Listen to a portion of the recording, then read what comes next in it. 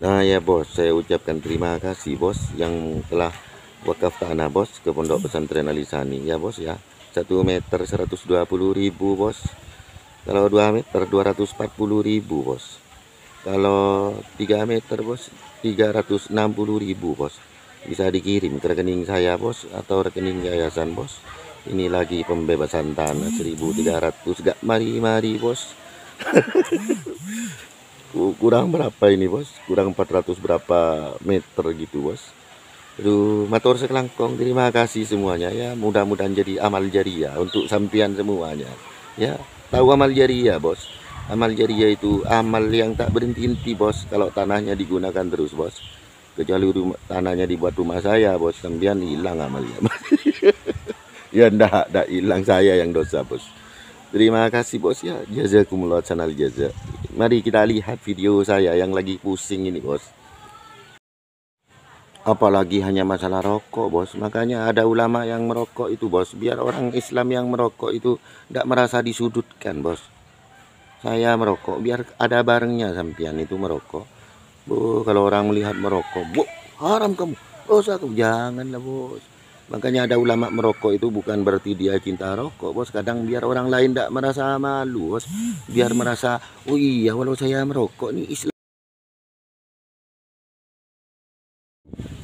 Kenapa dulu jarang konflik ulama tidak terlalu keras-keras bos?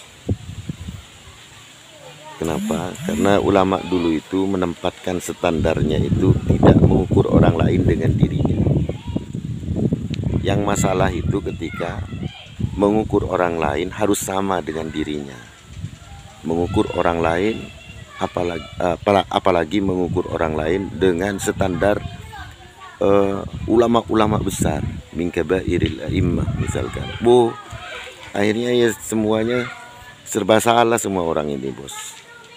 Hingga ulama-ulama dahulu itu jangankan mengukur orang-orang awam dengan kabairil a'immah, mengukur dengan dirinya sendiri nggak berani mereka. Sehingga tidak ada perdebatan, tidak ada apa namanya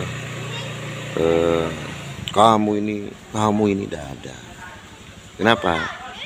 Kalau Islamnya orang awam itu yang penting iman kepada Allah, iman kepada Rasul Allah, iman kepada kitab-kitab Allah, iman kepada malaikat, iman kepada hari akhir, iman kepada qada dan qadar. Yang penting syahadat, yang penting tidak mengingkari kewajiban sholat. Kalaupun sholatnya bolong-bolong, yang penting hatinya tahu bahwa dia sholat itu adalah wajib dan dia merasa berdosa kalau tidak melaksanakan.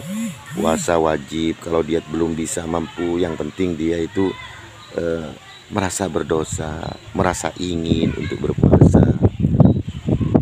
Itu zakat belum mampu, ya dia sebetulnya yang penting menanamkan keinginan untuk mengeluarkan zakat dan menyadari zakat itu wajib dan tidak mengingkarinya. Jadi ulama kepada orang awam ini diterapkan atas standar mereka, nggak ngukur. Nah kalau kita ini masyarakat ini harus seperti kita bos. Kita tiap hari bos punya musuh bos, tiap hari punya musuh.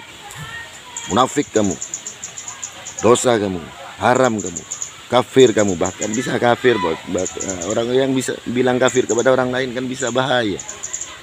Sehingga dulu itu tidak ada konflik ulama karena standarnya di apa namanya tidak terlalu muluk-muluk.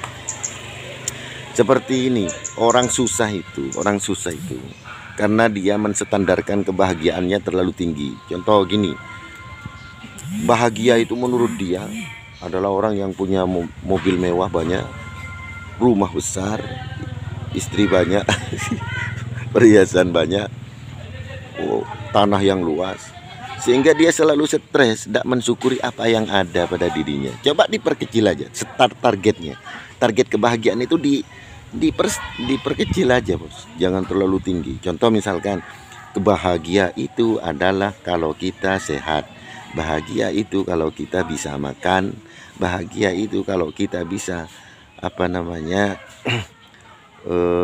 punya pakaian seadanya, bahagia itu dengan cukup sepeda motor. Dia tidak akan stres, bos. Kalau dia menempatkan standar kebahagiaan terlalu tinggi, bos, pusing dia tiap harinya. Kenapa ulama-ulama Durya Wali Songo itu nyantai, bos, melihat orang lain itu, bos, dengan penuh ainur rahmah, bos, kasih sayang, bos. Kenapa? Karena segala sesuatu itu, bos, berjalan kepada relnya itu menuju stasiun, bos. Jadi nanti kalau misalkan ada orang yang punya banyak dianggap pendosa, atau nanti juga akan berhenti sendiri, bos. Ada titik jenuhnya, bos. Jadi ulama Durya Wali Songo itu, bos, tasyahud kepada dirinya sendiri, tasahul kepada orang lain. Islam itu dipermudah untuk orang lain, bos. Kalau untuk diri sendiri, bos, diperberat, bos. Jadi kalau untuk diri sendiri, ya harus begini, amalannya harus begini, harus melek malam, harus sholatnya, harus ini, duhanya, witirnya. Kalau orang lain, ya wis lah, yang penting 5 waktu. Tasahul, bos, pada orang lain. Nah, kita ini kan enggak, kepada orang lain ini kita tasyadud, memperberat. Islam itu seakan-akan berat bagi orang lain. Sedangkan untuk dirinya sendiri, bos, tasahul gawe tengah, bos. Nah itu, bos, itu yang membuat oknum-oknum ulama gampang kepada orang lain itu. Haram kamu, dosa kamu, pendosa besar kamu, munafik. Enggak, bos, yang penting sudah cukup rukun iman, rukun Islam, ya wis, bos, itu saudara kita.